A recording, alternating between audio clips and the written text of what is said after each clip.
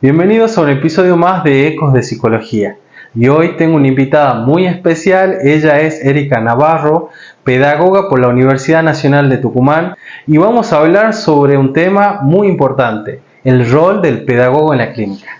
Erika, contame cómo surge la idea de unir la pedagogía y la clínica y por qué crees que es un enfoque novedoso. Porque es una forma de reafirmar el compromiso moral y ético con las nuevas generaciones y también a su vez con las nuevas configuraciones subjetivas que van apareciendo, ¿no?, socialmente. ¿Y por qué es un enfoque novedoso?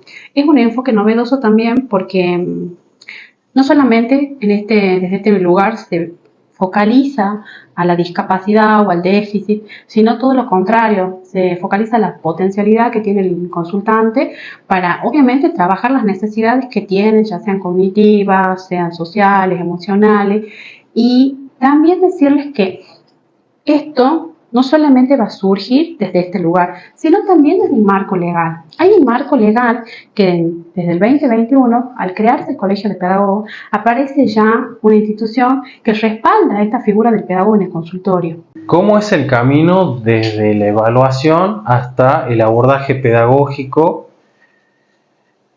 y qué se descubre en el medio? Bueno, cuando el consultante llega, lo primero que llega acá son las familias. La familia llega muy angustiada, muy asustada, muy preocupada y sobre todo muy bombardeada de información.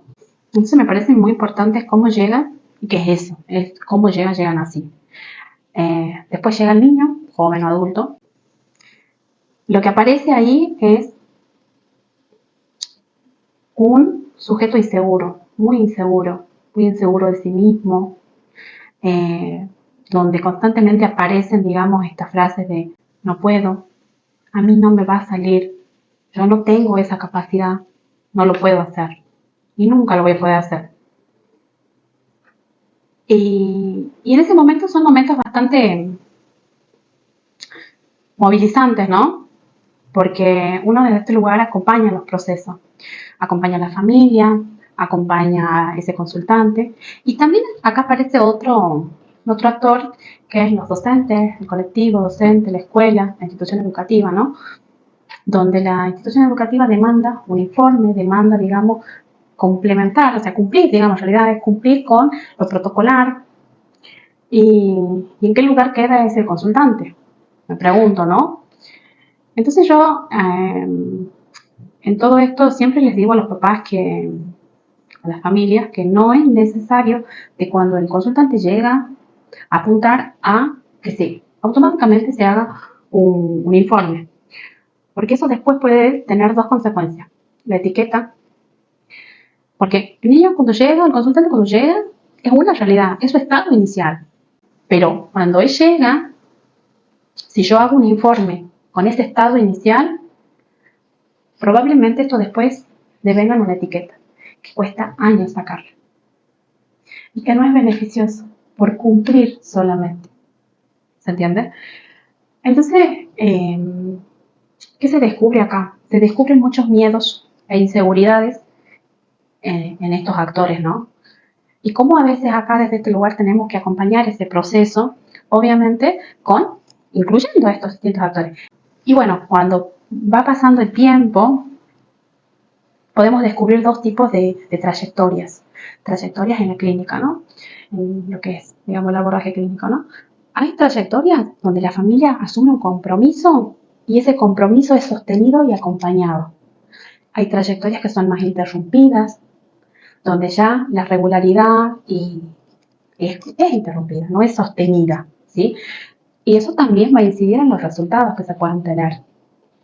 Entonces, creo que uno de los grandes desafíos que tenemos, digamos, en lo que es el consultorio es trabajar justamente con el acompañamiento de la familia y con el sostenimiento de esa trayectoria del consultante. Porque cuando nosotros sostenemos a ese consultante en la terapia, los resultados son increíbles. Los diagnósticos más frecuentes tienen que ver con la lectura, la escritura y la comprensión. ¿Por qué pensás que estas áreas contienen tantas dificultades hoy en día? Bueno, creo que pasa esto de que aparecen, sí, se focaliza más, digamos, en este tipo de las problemáticas vinculadas, no diagnóstico, no diría diagnóstico, yo diría problemáticas vinculadas a la lectoescritura y a la comprensión. Primero, porque obviamente la brecha entre lo que es, digamos, el proceso que sigue, digamos, el ser humano, digamos, el sujeto cuando aprende, y la rapidez con la que resuelve, por ejemplo, la tecnología, las cosas, es una brecha cada vez más larga, más ancha. Entonces, esto es inmediato, esto es al instante, momentáneo. La IA te resuelve en 2 segundos, te tiene todo resuelto. Y el proceso que hace, y el proceso de construcción y los tiempos que tiene el sujeto para aprender han quedado ralentizados a estos tiempos. Como que hay como una disociación de tiempos. Entonces, sumado a todo esto, el contexto social, socioeconómico, real, los tiempos y los espacios que pasan los niños, bueno, con su familia, y esos tiempos de calidad, ¿son tiempos de calidad? ¿Realmente son tiempos de calidad? O actualmente estamos viendo papá, mamá trabajando y cada vez trabajando más para poder, digamos, cumplir socialmente con todas sus obligaciones. La mayor parte de los niños y jóvenes están constantemente con dispositivos. Conozco de tu gran trayectoria en este campo y tu recorrido. Me gustaría saber si podés hablar sobre algún caso clínico en particular y contarnos cómo han surgido los efectos en la clínica desde la pedagogía. Me gustaría contarles 2 casos. ¿Por qué 2 casos? No uno. Porque, como les decía, se trabaja con niños que tienen diagnóstico y con casos, digamos, de consultantes que no tienen diagnóstico. En el caso de este niño que necesitaba un apoyo, los papás llegan al consultorio y llegan con esta idea de que el niño tenía autismo. Entonces, bueno, que le habían dicho que tenía autismo. Entonces, bueno, se evalúa al consultante y lo que se descubre que, bueno, que el niño tenía la capacidad para poder desempeñarse, pero él no quería escribir en lo absoluto en una hoja. Entonces empezamos, digamos, a revincularlo con con el plano, y de no escribir y no tocar una hoja, él pasa de un jardín de 5 a un primer grado, escribiendo totalmente, iniciado ya en lo que es la lectura e iniciado en la escritura, y que al día de la fecha le va súper bien. No ahondo, digamos, en todo lo que ha sido su trayectoria porque va a ser, digamos, largo, y porque también quiero contarles el otro caso. El caso del consultante con discapacidad, voy a abordar un caso de síndrome de Down. La nena va a un primer grado con síndrome de Down y las papás llegan acá y, bueno, dicen, bueno, como para que la escuela los reciba, la traigo como para que la escuela la reciba, así, solamente para que la escuela la reciba, sin confiar en que esa niña puede desarrollar ciertas habilidades, pero obviamente con miedo de que no puede, ¿no? Entonces, cuando llegan acá, yo les digo que, bueno, que vamos a ver el estado en el que ella se encuentra, chequeamos ese estado y definimos una propuesta y un plan ajustado a su necesidad. Entonces, lo primero era trabajar en su comprensión, porque lo único que ella hacía eran apenas unas líneas rectas, apenas una línea recta.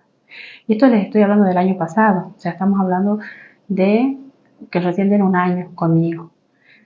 1 año de acompañar su trayectoria, y les puedo decir que esa nena se está iniciando la escritura hoy. Hoy escribe palabras.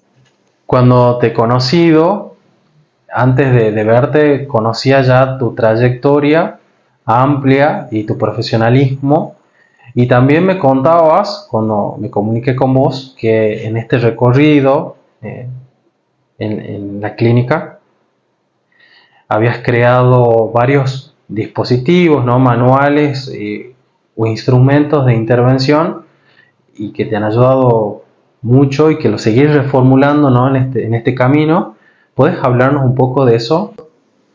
Sí, bueno, yo hace 10 años que me dedico al trabajo en el consultorio y bueno, considero que me fui capacitando, obviamente hice muchas capacitaciones, pero también fui aprendiendo mucho en mi práctica. Considero que la práctica es fundamental. Y bueno, a lo largo de esta trayectoria lo que fui haciendo fue creando materiales, sí, que me permiten, digamos, hacer este tipo de abordaje que yo les contaba. Primero lo que tengo es un instrumento para evaluar a los consultantes y a su vez también tengo material que me permite trabajar con niños que tengan problemas, digamos, con la parte, digamos, motricidad fina, armado, digamos, también un cuadernillo de trabajo para abordar esto, que está, digamos, y si es útil, digamos, no solamente para edades tempranas, sino para cualquier edad, ¿no? Eso es otra cosa, que los materiales que yo fui construyendo a lo largo de este tiempo y que siguen en reconstrucción, ¿sí? O sea, siguen en reconstrucción, pero lo que tienen en común estos materiales, y que es muy importante que ustedes lo puedan saber, es que están, digamos, es como que estos materiales tienen en cuenta, digamos, al sujeto en su totalidad. ¿Por qué diría el sujeto en su totalidad? Porque en realidad es un instrumento que puede ser utilizado para el niño que tiene discapacidad, para el niño que no tiene discapacidad, puede ser utilizado para un adulto, o sea, es transversal. Hay cosas que son transversales y están muy buenas, que si bien sí se contempla, digamos la particularidad de las edades, pero en realidad los materiales están focalizados a la necesidad. Entonces se identifica la necesidad. Por ejemplo, si surge la necesidad de que hay problemas en la lectoescritura, lo que sí he trabajado en este material es en iniciar al consultante desde los primeros pasos para adquirir la lectoescritura. Y ese material puede ser utilizado para un niño que tenga discapacidad, para un consultante que no la tenga y que, por ejemplo, tenga dificultades, entonces se lo puede utilizar. Entonces, lo relevante de esto es que se puede utilizar como en distintos contextos y para distintos sujetos. Porque no se focaliza el sujeto, lo que se focaliza es la necesidad que tiene. O sea, tiene necesidades porque tiene dificultades a nivel motricidad fina, bueno, esto trabaja esto. O sea, por eso es transversal, porque no focaliza específicamente al sujeto, sino la necesidad que tienen los sujetos, estos consultantes, ¿no? ¿Qué le dirías a un padre, a un profesional o a un docente que piensa que todavía existen personas que no pueden aprender? ¿Qué les diría? Les diría que principalmente que no hay niño que no pueda aprender, que puede tener tiempos y ritmos distintos, sí, sí, eso sí pasa. Y también tendría que tener en cuenta que hay que ver qué es lo que necesita ese niño, porque muchas veces el proceso de aprendizaje puede estar, digamos, siendo obstaculizado por muchas cuestiones. Puede ser por cuestiones cognitivas, que ahí podríamos ver los ritmos y tiempos, y que en esos casos se abordan herramientas, se les brinda herramientas, estrategias, que él pueda con esas herramientas trabajarlo y resolverlo, sí. También podemos ver que también puede ser emocional, porque muchas veces hay obstáculos emocionales y que también lo he visto, digamos, en mi trayectoria laboral, porque muchas veces las situaciones familiares o problemáticas que pasan, digamos, en la casa, por ejemplo, papás que se separan, que también inciden, digamos, en este proceso de aprendizaje y que muchas veces se frena y que no tiene una explicación a nivel cognitivo porque tiene toda la capacidad, pero sí hay un contexto que puede ser el detonante para que esto sea un obstáculo, ¿no? O sea, el obstáculo para poder aprender. Y también no podemos descartar la parte social, porque esto también lo he visto en mi trayectoria, como socialmente a veces, e incluso sin ir más lejos, como a veces también aparece un retroceso, porque ahora actualmente podemos encontrar niños que no asisten a las instituciones educativas. Entonces, ¿cómo llega el aprendizaje ahí? Se puede repensar, pero también existe la posibilidad de revincular. O sea, hay que identificar cuál es el obstáculo y ver qué necesita, pero de que puede aprender, lo puede, y que tiene la capacidad, lo tiene. Después de todo lo charlado, me gustaría que dejaras un mensaje final. Para cerrar, me gustaría compartir con ustedes un caso, pero más que un caso, una historia, ¿no? Una historia de vida. Yo lo llamaría una historia de vida y donde se puede mostrar el alcance que tiene este espacio con lo que es la vida del consultante y el futuro del consultante. Bueno, acá llega al consultorio un niño de 7 años con un diagnóstico de autismo y en un lapso de 3 meses se nivela, o sea, con los apoyos que él recibía y con las otras terapias, se nivela a los saberes y contenidos que tendría que manejar acorde a su edad cronológica en la escuela común y tiene excelente desempeño. A todo esto, a este niño venía haciendo, digamos, el proceso de inclusión educativa con la escuela especial y la escuela común. Entonces, como él había logrado tanto en poco tiempo, se sugiere, digamos, desvincularlo de la escuela especial y totalmente hacer un acompañamiento, digamos, desde la escuela común. Ante los miedos de la familia, se logra. Y es increíble cómo este chico hoy por hoy está en un nivel secundario sin apoyo y con una alta de este espacio y de otros espacios de fonoaudiología, de psicología. Y este niño está bien. Y cómo ha cambiado su vida. O sea, los espacios de la terapia, los espacios del consultorio, de la clínica, cambian la vida del consultante y pueden cambiar el futuro. Entonces yo creo que estos espacios son espacios de reconfiguración del sujeto y son espacios donde nosotros brindamos herramientas, acompañamos a las familias y acompañamos, digamos, los distintos sistemas que intervienen y cómo cambiamos el sistema de ese consultante a futuro. Y esto también lo voy a vincular con una frase que yo a lo largo de mi trayectoria la fui sosteniendo como un eslogan mío, que es, no hay límites en el aprendizaje, yo no soy quien para ponerlos. Que es una frase que yo me gustaría explicarla porque si es simple así, como que puede ser, digamos, vista desde un lugar que no lo es, ¿no?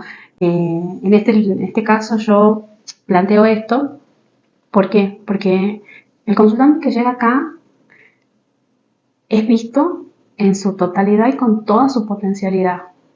No es visto desde el déficit, desde el diagnóstico, ni desde lo que no puede, sino desde la potencialidad que tiene. Entonces, para mí, el que viene acá es un niño que tiene toda la capacidad.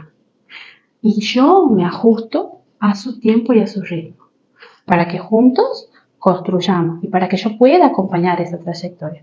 Y digo yo esto de que no soy quien para ponerlo desde un lugar de humildad profesional, porque nosotros acompañamos desde el proceso y brindamos herramientas. Así que yo creo que son espacios transformadores y necesarios actualmente.